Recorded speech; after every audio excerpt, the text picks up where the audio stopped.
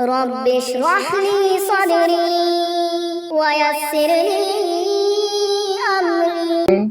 বাংলাদেশের সেনাপ্রধান জনাব ওয়াকারুজ্জামান 5 দিনের রাষ্ট্রীয় সফরে যখন তুরস্কে, তখন ভারতীয় গুদি মিডিয়া, ভারতীয় আরএসএস বাহিনী, ভারতীয় গেরুয়া পতাকা বাহিনী, ভারতীয় সরকারের টনক নড়ে গেছে।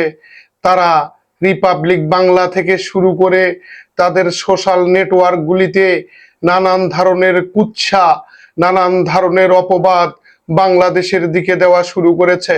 সম্মানিত ভাই বোন বন্ধুরা, আপনারা দেখছেন আলাদিন নিউজ ল্যাম্প। আমি অ্যাডভোকেট আলাউদ্দিন আপনাদেরকে বাংলাদেশের বিষয়ে ভারতের অবস্থান সম্পর্কে দুটি কথা বলার জন্য আজকে উপস্থিত হয়েছি।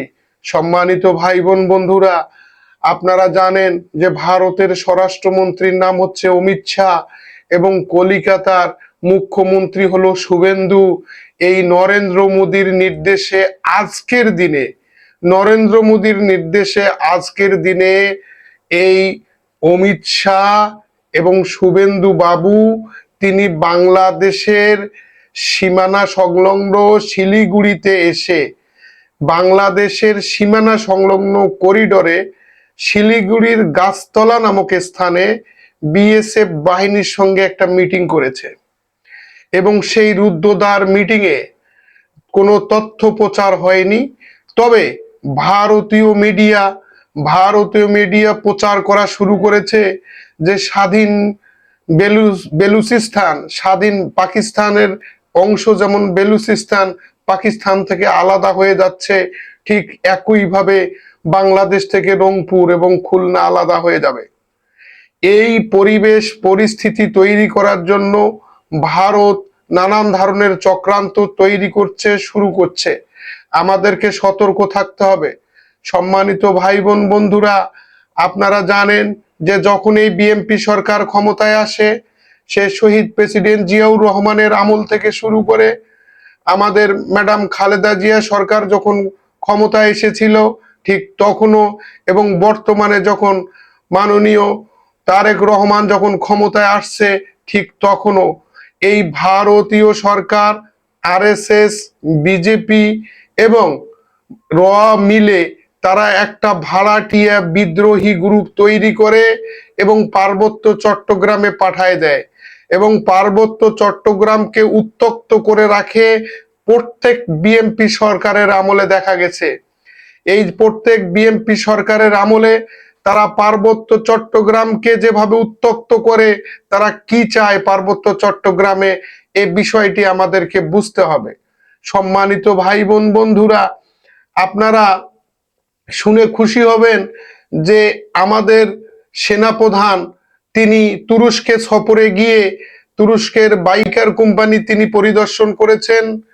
তুরস্কের সেনাপ্রধানের সাথে তিনি মিটিং করবেন, প্রতিরক্ষা বিষয়ে তিনি মিটিং করবেন, তিনি তুরস্কের পররাষ্ট্রমন্ত্রীর সাথে দেখা করবেন এবং বিভিন্ন সামরিক স্থাপনাগুলোকে তিনি পরিদর্শন করবেন এবং বাংলাদেশ তুরস্ক থেকে যে অ্যাটাক হেলিকপ্টারের অর্ডার দিয়েছে সে বিষয়ে তিনি খোঁজ খবর নেবেন।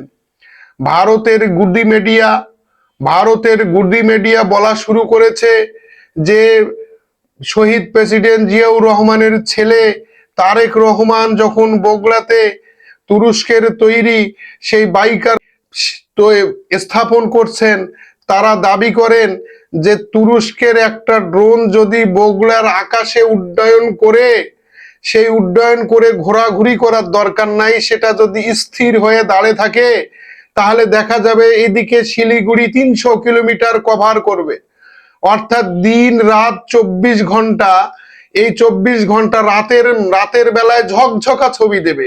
অর্থাৎ বিএসএফ বাহিনী কি করছে, কোন দিক থেকে পুশিনের চেষ্টা করছে, কি পরিকল্পনা করছে, কোথায় মিটিং করছে, এগুলি বগুড়ায় বসে সেই তুরস্কের ড্রোনের মাধ্যমে 300 কিলোমিটার এলাকা, সেই কলিকাতা থেকে শুরু করে সেই দক্ষিণ দিনাজপুর, পশ্চিম দিনাজপুর, তারপরে হচ্ছে শিলিগুড়ি, চিকেন নেক, এই সমস্ত এলাকাগুলি ভারতের এলাকাগুলি তুরস্কের ড্রোন দিয়ে কভার করা যাবে।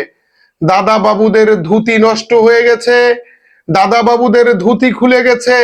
বাংলাদেশের এই উন্নতি অগ্রযাত্রা এবং বাংলাদেশের সেনাপ্রধান যখন তুরস্কে সফর করছে তখন তারা নানান ধরনের গুজব রটাচ্ছে। কোনো গুজবে কান দেবেন না। বাংলাদেশের পবিত্র ভূমিতে কোনো শিব সেনা, কোনো আরএসএস বাহিনী, কোনো বিজেপির গেরুয়া পতাকা স্থাপন করতে পারবে না। কারণ আমাদের সাথে আছে তুরস্ক, আমাদের সাথে আছে চীন, আমাদের সাথে আছে পাকিস্তান। সম্মানিত ভাই বোন বন্ধুরা, ভারতের মূল রাজনীতিটা কি? ভারত কিভাবে পররাষ্ট্রনীতি পরিচালনা করে? আপনারা কয়েকদিন আগে ভারতের সংসদে স্পষ্ট আলোচনা শুনেছেন। সেখানে দাবি করা হয়েছে যে স্বাধীনতা যুদ্ধের সময় পাকিস্তানকে দুর্বল করার জন্য ভারত বাংলাদেশের পক্ষ নিয়েছিল। বাংলাদেশকে ভালোবেসে ভারত বাংলাদেশের পক্ষ নেয় নাই। তাদের স্বার্থ হচ্ছে পাকিস্তানকে দুর্বল করা।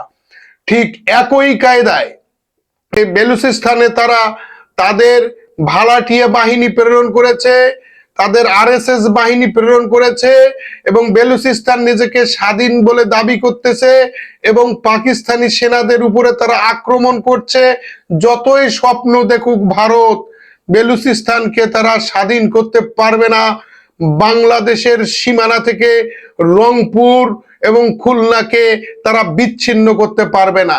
ভারতের মূল রাজনীতি হচ্ছে পার্শ্ববর্তী এলাকায় তারা তাদের ভাড়াটিয়া বাহিনী ঢুকে দিয়ে বিশৃঙ্খলা তৈরি করে সেই সমস্ত এলাকায় শান্তি শৃঙ্খলা নষ্ট করে।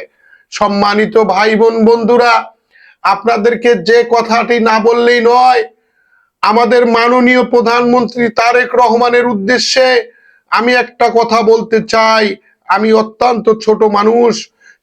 কথাটি হচ্ছে এরকম যে আপনি দেখেছেন শহীদ প্রেসিডেন্ট জিয়াউর রহমানকে কিভাবে হত্যা করা হয়েছে। হত্যাকারী মুজাফফর হলেও হত্যার পরিকল্পনা, হত্যার অস্ত্র, হত্যার মদদ এবং হত্যা পারপাসে অর্থ প্রদান এবং হত্যাকারীদেরকে পরবর্তীতে পুনর্বাসন দিয়েছে এই ভারত সরকার।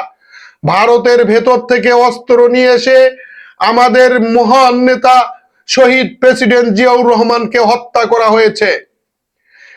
আমাদের আপসহীন নেত্রী ম্যাডাম খালেদা জিয়া তিনি যখন ক্ষমতায় অধিষ্ঠিত ছিলেন তখন মায়ানমার সীমান্তে ভারতীয় চক্রান্তে কিভাবে লক্ষাধিক সেনা বাংলাদেশে অভিমুখে যাত্রা করেছিল, সেই যাত্রাকে রুখে দিয়েছিল মাননীয় প্রধানমন্ত্রী খালেদা জিয়া।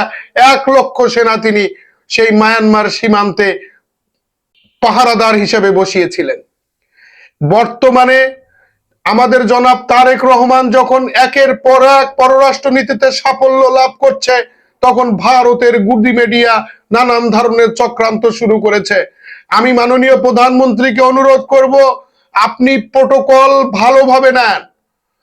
যত্র তত্র যেখানে সেখানে প্রোটোকল ছাড়া যাবেন না এবং আপনাকেও টার্গেট করবে যেভাবে আপনার পিতাকে টার্গেট করেছিল ভারত।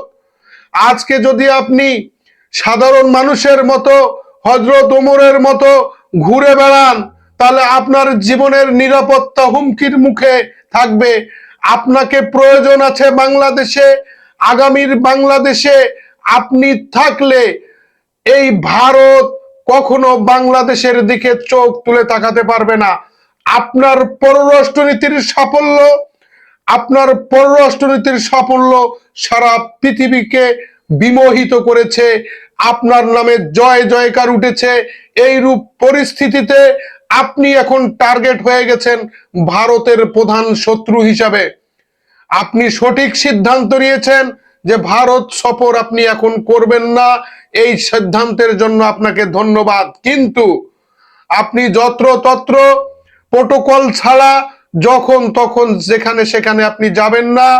সরকারের টাকা যদি কিছু খরচও হয় তারপর অতিরিক্ত প্রোটোকল সহ এবং কোনো সাধারণ মানুষ, কোনো দলীয় নেতা কর্মীরা পর্যন্ত আপনাকে সাথে দেখা করতে গেলে তাদেরকে যেন চেক করা হয় এবং তাদেরকে পরীক্ষা করার পরে আপনার সাথে দেখা করতে দেওয়া হয়।